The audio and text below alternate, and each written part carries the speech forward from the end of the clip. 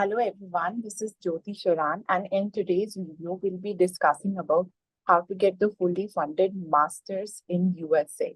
So we have Vijay Bhaskar with us, who got the fully funded masters program in USA, and he'll be discussing about his background and how did he get the fully funded masters. So Vijay, can you give us your brief introduction? Uh, Hi everybody. Hi Jyoti. My name is Vijay Bhaskar. I'm studying MS, Masters of Science in Penn State University in Energy and Mineral Engineering Department. So I did my Bachelor of Technology BTech in Electronics Engineering in IIT Kharagpur. And then I worked in Gurgaon for 4 years in solar energy company. So after that, I applied for Penn State to pursue masters, and that's how I got in. So, the first question is, since you mentioned there is a 4 year of gap after your bachelor's, so was that a problem when you applied?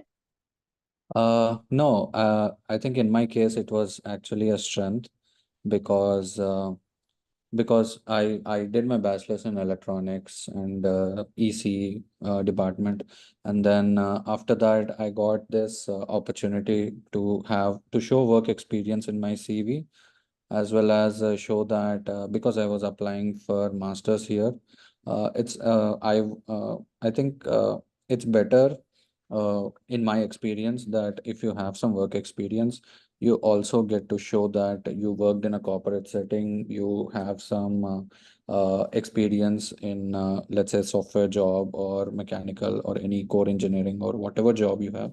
And then when you're applying for masters, you can even show that aspect of it. So in my case, it worked out really good because I was applying for energy engineering. That's what I'm doing my masters in, and definitely the analyst job in solar energy, it really helped. So, one question is like people usually don't apply for master because they don't have money to apply. So, Mhm. how did you get this fully funded master's program? Usually, PhD is fully funded, but for master, did you write it to the professor or what was your path? Can you elaborate on this thing particularly? Yeah, so I think first thing is that people need to plan ahead when you're applying for masters. Like when I decided to apply for higher studies abroad, so it's really important to keep the application deadlines in mind. So I applied in the first round of applications, which is when they mentioned in the university website that you would have maximum consideration for any kind of financial aid, so let it be fellowships or teaching assistantship, research assistantship, or any other kind of scholarship as well.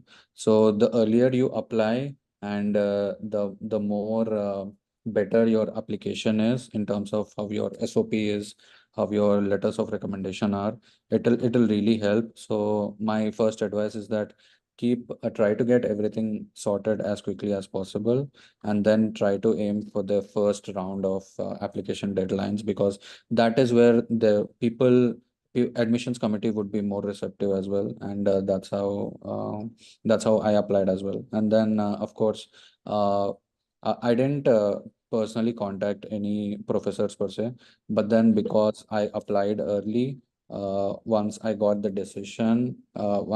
admit, I started reaching out to professors, and so in my department, and one of the professors was she looked at my profile, and she was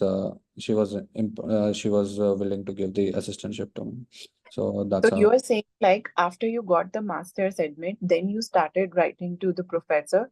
So Yeah. they are giving you the fellowship. So they are paying for your tuition fee. So can you also tell ki what expenses are covered in this?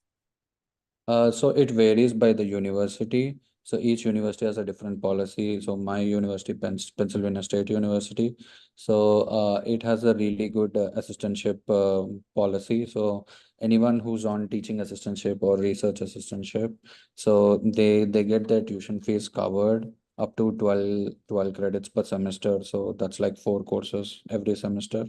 And then on top of that, you would get good enough stipend amount. like it is it's not as much as someone would be earning in a job, because that is not the point of it. The point of it is to get the stipend amount, which is enough so that you don't have to look for part-time jobs elsewhere. So So you some mean like you don't have to work while on this yeah, exactly. assistant? And technically you can't work as well, because assistantship is actual work. According to university policy, you are a part-time employee working 20 hours per week, and that is the maximum limit of working that you can do as an international F1 visa student. So if you get an assistantship, you can't technically do any extra work as well. That will be against the rules.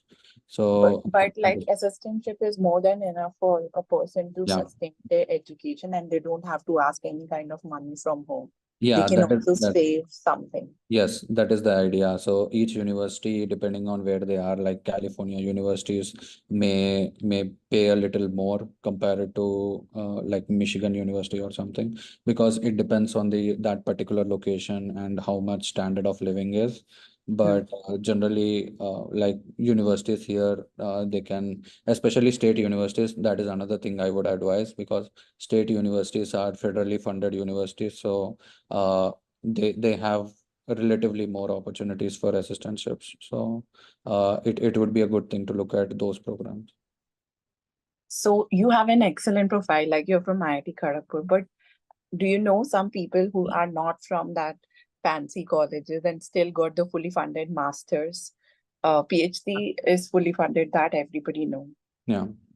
So regarding fully funded masters, I would just say one thing is that like personally, even I didn't plan on getting the fully funded masters when I was applying. So when you're applying and when you're getting admits and you're deciding which university to go based on the admits, at that stage, it's still very uncertain, especially for master students. So I personally know many friends who came here, but they have been on teaching assistantship or research assistantship since the first semester. So the chances, it depends on university, but the chances are like there are like good enough chances, given that you try as much as you can. And second thing is that once you get the admit and you're deciding on university, before that, before when you're looking at the admit application process, you have to consider the worst case scenario. Like you are saying, PhD is kind of given that for PhD students it is funded, but for masters it's still uncertain. So even I looked at education loans, and I was just keeping a backup, so that worst case that nothing ever pans out, I don't get any kind of financial aid, then I still would be okay to come here, if not this university, then some other university, whatever it is. But there should be some kind of backup. That's what I had in education loan. But given that you have kind of sorted that, you should always proactively try to look for like how I spoke with professors in my department, and you should be eager to communicate with department and professors in the university once you know that you got the admit. So that's how you convey the message that, okay, this student is proactive, and then they are eager to like come to the university and they are demonstrating skills. So based on whatever your CV profile is, you start targeting those professors or like colleges within the university, and then pitch yourself as you're a good candidate to get assistantship or any kind of scholarship. So like it's important to like be proactive. So that's how you get any kind of. So, even I have so many masters when like almost 50 to 60% of them get some kind or the other kind of assistantship. So Hmm. even if you're not from such well-to-do family or you're concerned about how you're going to fund your masters, so once you get the admin, then Yeah. you can start reaching out to the professor and you can work on their research assistantship, TA or GA. There are very different ways to get the fully funded masters also. Yeah. So, any advice to the people? Final advice? Yeah, I would just summarize whatever I've said so far. So first thing is you need to get your documents sorted. So statement of purpose, letters of recommendation, try to get them sorted as quickly as possible, and keep on lookout for the application deadlines, not just the last deadline. Like I know if you're applying for a fall admit, the final deadline is somewhere in February or March, but then that would be the last admit application deadline, and then by that time, the admissions committee must have already received a lot of applications starting from November and December, and they might have already started rolling out admits to those candidates. So then, if you are planning till Feb and March, then you would be in the last leg of people who will get admits, and that will reduce your advantage of getting any kind of financial aid as well.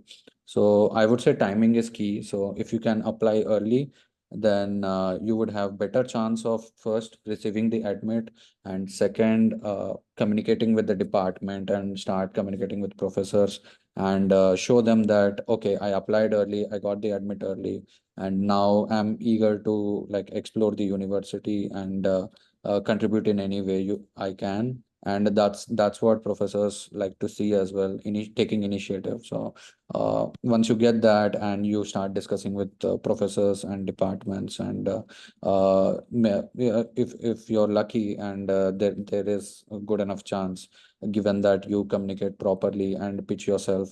So given whatever your strengths are within the application, if you focus on those and try to pitch yourself as a candidate, then you can get financial aid as well.